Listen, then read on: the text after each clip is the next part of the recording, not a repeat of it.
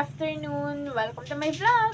I am Rosal Tigas and I'm going to share to you about my learnings, my takeaways, and understanding in the subject of Sir Vincent, which is the instructional materials development and evaluation. I hope you stay with me as I discuss about what is instructional materials and how useful it is to us, especially to us future educators.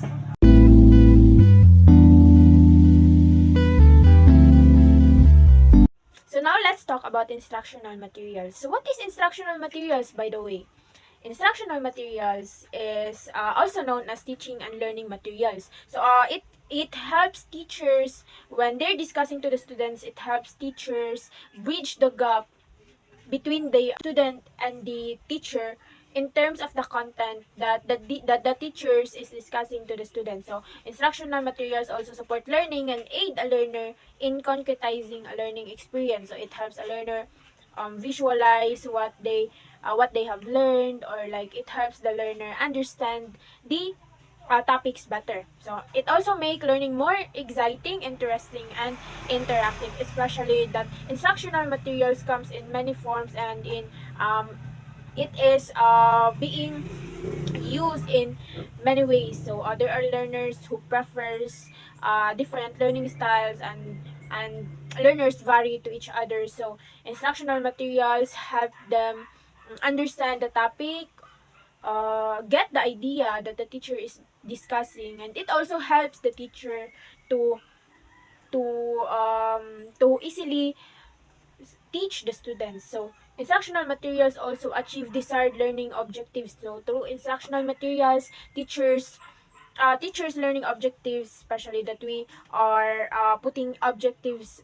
Of course, when we're starting a lesson, we always have objectives or the goals that we are going to achieve at the end of the lesson. So instructional materials help the teachers, guide the teachers when discussing, when giving activities. So the instructional materials makes way for the teacher to make the students understand the topic.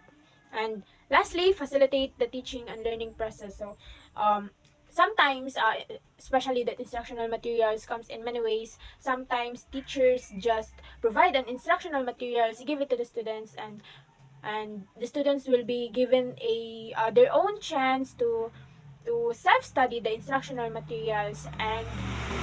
And in some ways, also it could also feel the job of the teacher to deliver the topic. But of course, teachers are the best instructional materials, as they say. So there's no other instructional materials that could replace a teacher but the teacher itself. So instructional materials contains lectures and contents, which contains ideas and the concepts of the topics that being discussed by the teacher.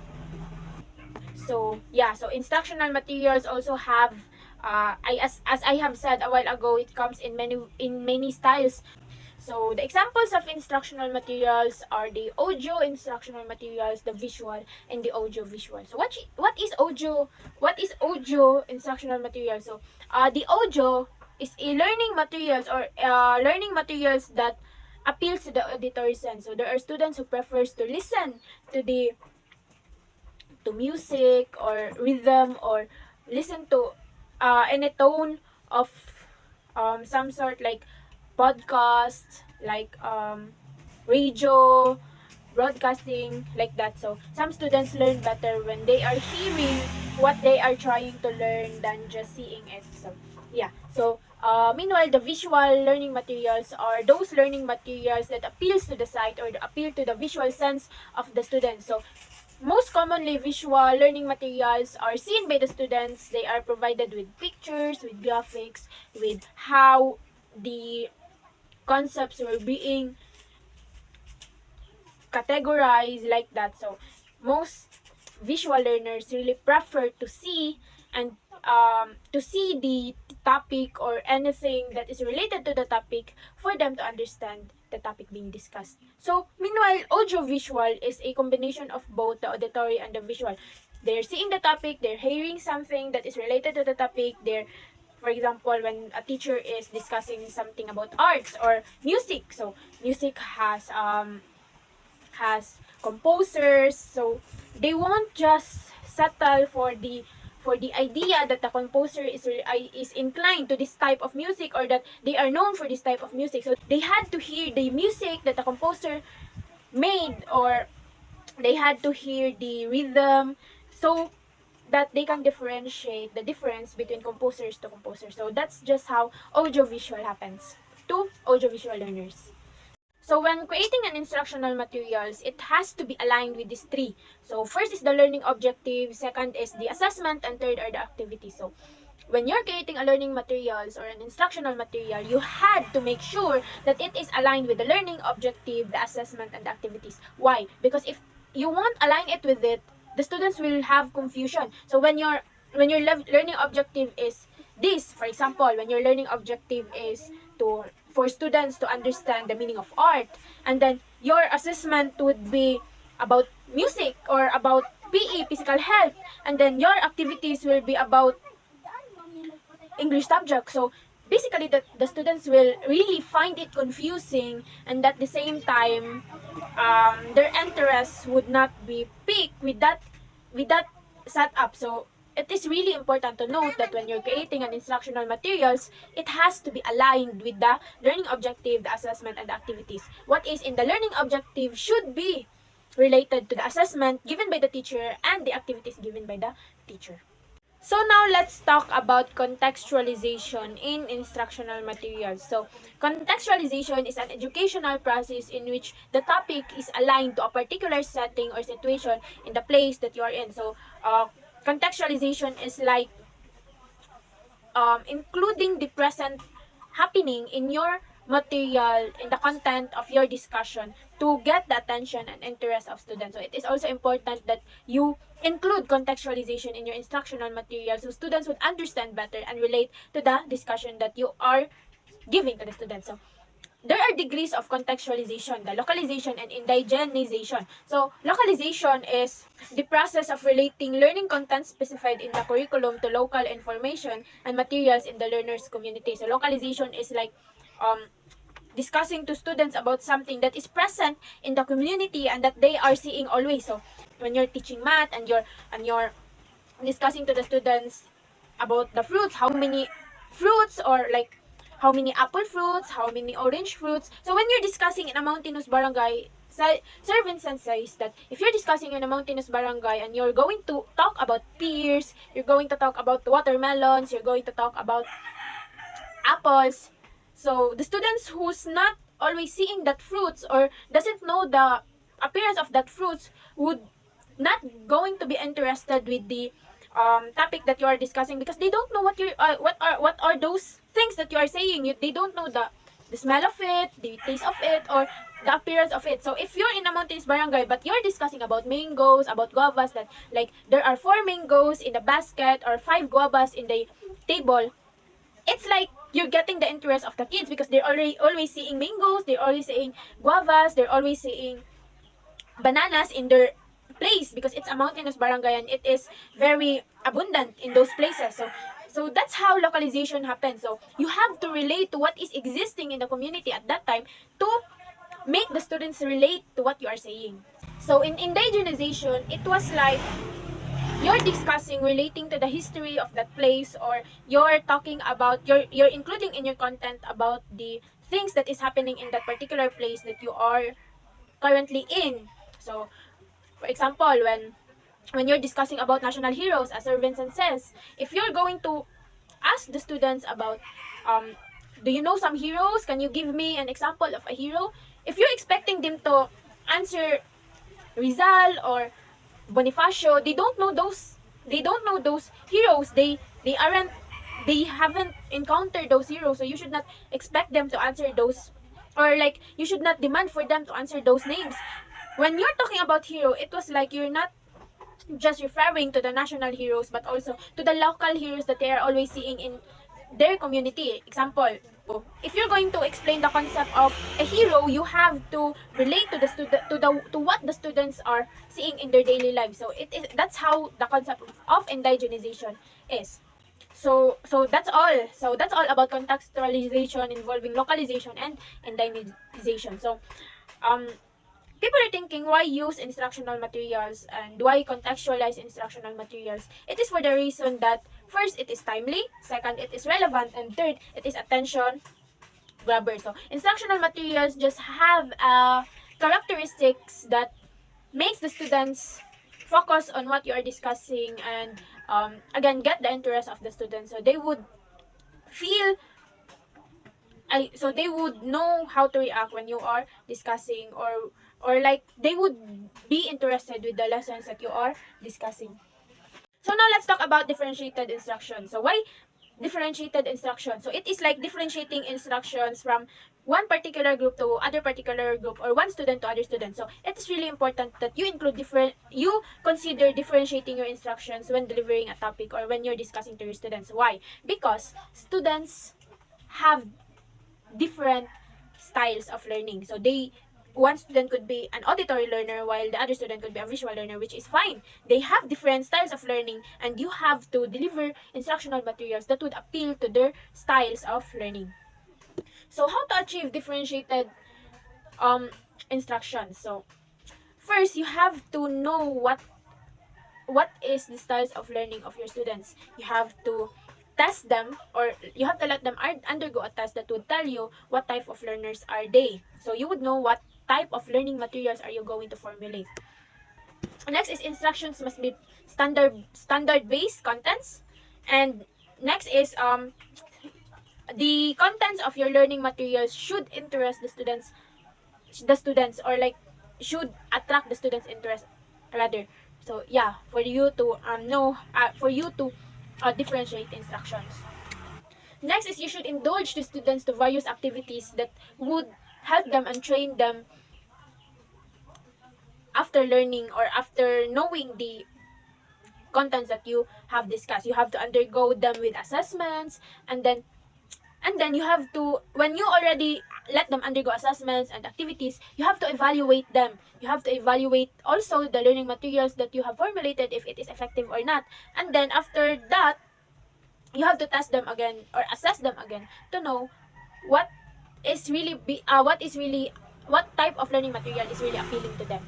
Edgar Dale's cone of experience is one of the concepts that is being considered when differentiating instruction. So, Edgar Dale's cone of experience consists of verbal symbols, visual symbols, audio recording or still pictures, educational televisions, exhibits, field trips, demonstrations, dramatized experience, contrived experience, and direct purposeful experience. So, it was like evolving. So, from the most concrete experience to the more abstract. So from direct purposeful experience to the visual symbols. So it was like from the first senses to the as the cone progresses up, different senses were being involved when learning. So in the cone of experience, the first three, which is the contrived experience, dramatized experience, and direct purposeful experience, they belong to the analyze, design, create, and evaluate type of skills.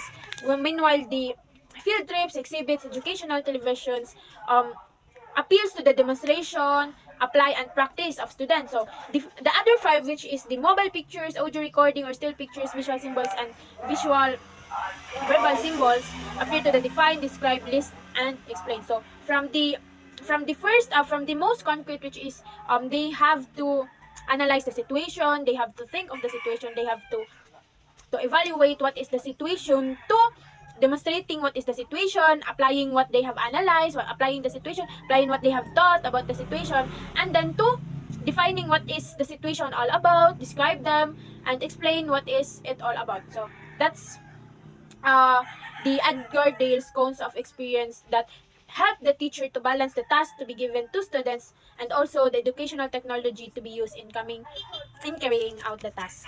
Now let's move on to Ashery model. So Ashery model is an instructional system or guidelines that teachers can use to develop lesson plans which integrate the use of technology and media. So Ashery model is actually an abbreviation which means A. Analyze learners, S. State objectives, S. Select method, media, or materials, U. Utilize media and materials, or require learners' participation, and E. Evaluate and revise. So in the first, it was like steps to follow creating an instructional materials or planning out your instructional materials. So first is analyze your learners. As I have said a while ago, you have to know what type of learners are your learners for you to know what type of instructional materials are you going to concretize. Next is state standards and objectives. So when you're creating an instructional materials or a lesson plan, you have to clearly state the objectives of the lesson that you are going to discuss. What would be the outcome for the learners? What would they get afterwards? Or what would discussion lead them after the discussion? So next is stating an objective. It also helps the high rate of success to the assessment of the students. So you will be able to help the students, guide the students accomplish the task after you give them the lesson. So next is select strategies, technology, media, and materials. So in selecting strategies, technologies, media, and materials, you have also, again, you have to go back to the analyze learners. So when you already know what are the learning styles of the students, you would be able to, it would be easy for you to point out the materials and the medias that you are going to use in your instructional materials for you to for the learners to understand what you are going to discuss. So next is the utilize the your media, technology, and materials. So before going to the actual setup of the classroom, you have to prepare it. You have to prepare your materials. You have to prepare the classroom. You have to give heads up to your students what you're going to discuss. Before actually discussing it, you have to plan out the setup that you want when you're discussing the lesson. So it's important for you to utilize the technologies, medias, and materials that you're going to use to so that you would be ready when discussing. Next is, last but not the least, is evaluate and review. So what is the importance of evaluate and review? When you evaluate and review after giving the instructional materials, after formulating the instructional materials to the students, you have to evaluate if the instructional materials that you did or that you made is effective in terms of students learning. So if it really did help the students to learn or not. So you have to evaluate that so you would know what to adjust, what to remove in the instructional material, and what to improve. So that's how a Shuri model is. Let's move on to ADDIE model. So ADDIE model is also phases that you have to go through when you are delivering an instruction. So when analyzing the situation, you have to ask good questions like who are your audience, what is the content of your instructional materials, when is it going to be delivered, um, what tools are best to use to provide a good output. So after the analysis of the situation, you will be able to know the right plan or the best plan that you have to follow when creating is an instructional materials. So second is D for design. So in the design phase, it is like the outcome or the result of your analysis. You have to apply it in the design phase. When you're designing your instructional materials, you already know what to put for the target audience, the storyboard of your instructional materials, the type of medium that you're going to use for your design. And then at the end of your the design phase, the output of the design phase is that you're already going to have a storyboard, a concrete outline of the instructional material that you're using. So after the design phase, you already have your overall design of the topic that you're going to discuss. So next for the design is the development. So after designing your storyboard, you have to develop it. So you have to um make it happen, or you have to concretize it. You have to apply the designs in the output that you're going to make, or the instructional materials that you're going to make. So in the development, it's where you're going to apply the design that you use, the contents that you decided to to deliver, and then the implementation of graphic visuals. So in the development, it is also important for you to test the the overall output. So you don't have to send it to a lot of people, but to your closest friends. You're going to ask for advice. You're going to show it to them and then ask them if it's already okay, what area should you improve, what area should you delete or erase from your output. So you have a feedback. You already know um the the efficiency of the output that you have made. So for the implementation is that you're already going to send it to the students or to the people that is going to take the or going to use the instructional materials, or the people um that would learn from the instructional materials. So in the implementation, you have to check also the if the people already if you have to check in the implementation if the target people that is the people that is being targeted, that is being targeted for the instructional materials, are able to have access to the instructional materials and could view it for them to learn from it and understand it. So next is the evaluation. So in the evaluation, it's where you're going to get the feedbacks from your learners and see if what area should you improve, and what levels are you going to change in your instructional materials. And then you can change it. You can evaluate your instructional materials if it's really effective for students to learn, or if not. And then after the evaluation, what's good for ADDIE model is that you can continuously use it. So in ADDIE model, after the evaluation for your instructional materials, you can improve it and then use it, or like you can go back to analysis and then improvise a new instructional materials for improvise a new instructional materials that all the feedbacks, all the comments, or all the improvements that you have to use in your recent instructional materials will be applied to the next instructional material. So that's for ADDIE model. So if I would be going to ask what concept is very effective, or like is very efficient when using, is I think I would prefer to use Ashuri model, because Ashuri model isn't just um isn't just teacher centered, but it is more like you're interacting with students, you're delivering the topic to the students, and you're evaluating also your capability when creating an instructional material. So Ashray model just I think it is the most practical steps that you have to consider when creating an instructional materials as future educator, because Ashray model is just like using your common sense but following a guide. Like it's like um it's simple. it's it's not it's not critical. At the same time, it is at the same time you'll be able to connect to the students. If you're a teacher, you would be able to interact with your students. You would be able to know the the exact things that you have to improve in your instructional material. So I think if I would to rank them up, I would say that um Ashuri model is the most, like, it's the most convenient to use, and then the